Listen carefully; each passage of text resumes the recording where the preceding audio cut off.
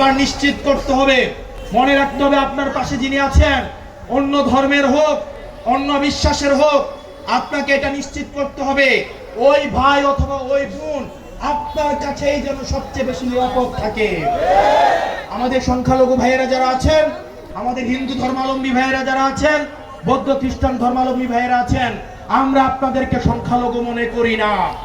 আপনারা আমাদের ভাই, আপনারা বাংলাদেশী, আপনারা বাংলাদেশের অংশ।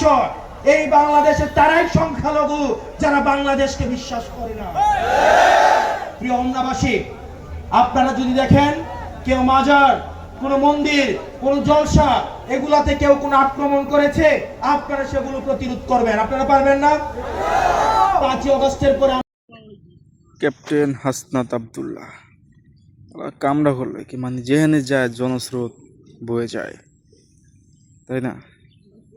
এক হাসনাত আবদুল্লাহ বিএনপির নাচাই লাইতেছে, সংসদে হোক, মাঠে হোক, ঘাটে হোক, যেইখানে হোক, একদম কথা ক্লিয়ার কাট।